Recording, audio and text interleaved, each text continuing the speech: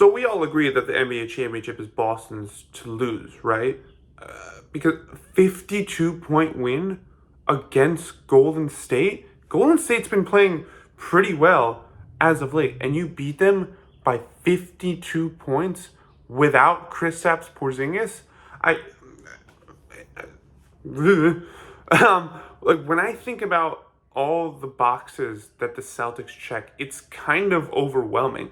They have the star power. Each one of their guys can not only defend at a high level, not only can defend their position at a high level, but they have so much switchability and versatility. And the way that guys like Kristaps Porzingis and Drew Holiday, two guys who I think have been traditionally accustomed to taking more shots, the way that both of those guys have sacrificed to more so fall into smaller roles, but still super impactful roles, where again, it's not so much an impact in the scoring column, but it's doing literally everything else, focusing more on the defensive end.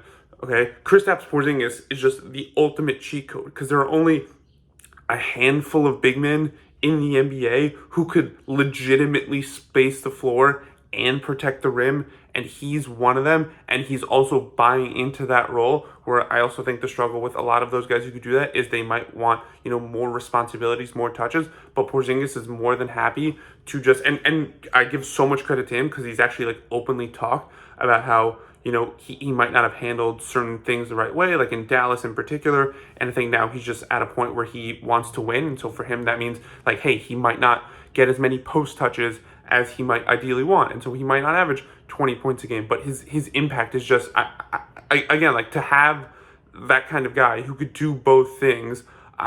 It's the ultimate cheat code. Watching them play against the Knicks, Knicks still haven't been able to figure it out because it's really difficult to figure out when you have a 7'3" stretch five who again can also protect the rim.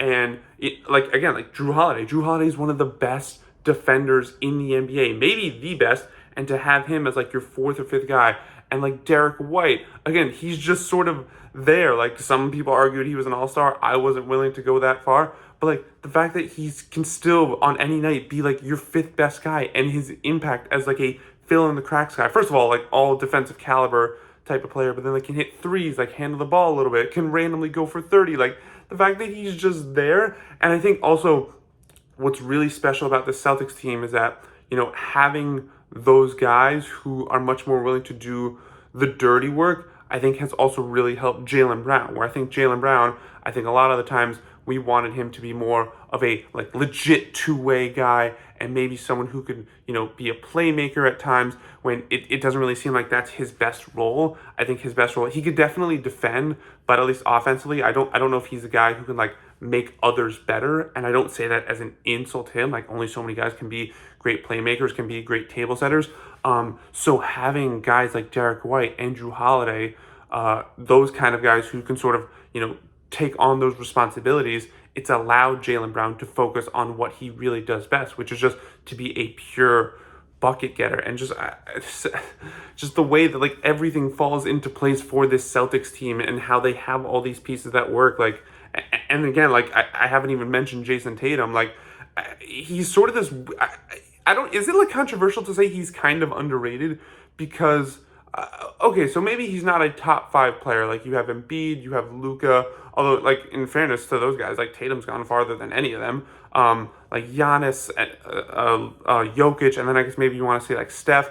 But like it feels like he's getting underrated because like he's been to how many conference finals now? He's been to the NBA finals. Obviously didn't play so well in the finals, but I think he was dealing with like a hand injury maybe. But like he's had so much playoff success and really clutch playoff performances, really great stat lines, going up against some of the best in the playoffs, like a Jimmy Butler, like a Giannis, and like it still feels like people don't really give him the credit he deserves because they look more at the times he's come up short, like in the conference finals last year, in the finals in 2022, and now the conversation is weirdly flipped to like, well, of course he's done that because he's had such a loaded team since he's come into the NBA. Like you literally can't win with some of these guys. It's ridiculous, but like in Tatum, you have a guy who can legitimately be the best player in a series, and so that's always sort of the ultimate trump card to play. Like, I think that's why a lot of people fear the Mavericks in the playoffs, where like, yeah, their roster might not make so much sense. They might have a lot of question marks, but at the end of the day, like if you have Luka Doncic, like that might be all you need. And I think Tatum can be that guy. And so again,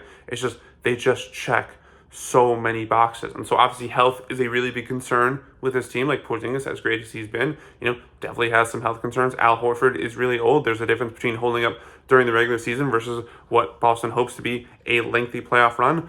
The Celtics have obviously had some problems at times closing late in games with their shot selection, where they don't really get to the rim. They like to settle for those, I call them the Kobe-esque mid-range pull-up jumpers. So it's not to say that they're not beatable, but like, again, if they're healthy, like I just like, again, like when you think about everything that they have, I just, and it's like performances like this one against Golden State. And again, like now we're in March. We are literally in March. And like, I think maybe at the beginning of the season, you could have wondered how it was going to look, how it was going to play out. But like now we're like, almost towards the end of the regular season, and they're still just as dominant. And it's just like, I hope we get Celtics Nuggets, because that's going to be an insane finals. And I know everything that Denver brings. They have the best player in the world. They have so much chemistry and cohesion. They know exactly what they need to do at both ends. They have the championship resolve, the championship experience. But like, I just look at Boston and I'm just like, wow, that team is just so loaded and just has answers for everything, and just the pieces fit so well, and the ways everyone's sacrificed and just fits alongside of each other with the overwhelming star power that they still have the ability to score, shoot threes, the way they can rely on their defense. It's all just so overwhelming. We saw it yesterday against Golden State. We've seen it all throughout the season. And again, like, if they're healthy, like, the title is really theirs to lose. Like, it would literally be a disappointment if they do not win the NBA championship. I don't even think getting to the finals is enough for this team. It's championship or bust, and there's a good reason for that. It's because they literally have everything they need to go win a championship.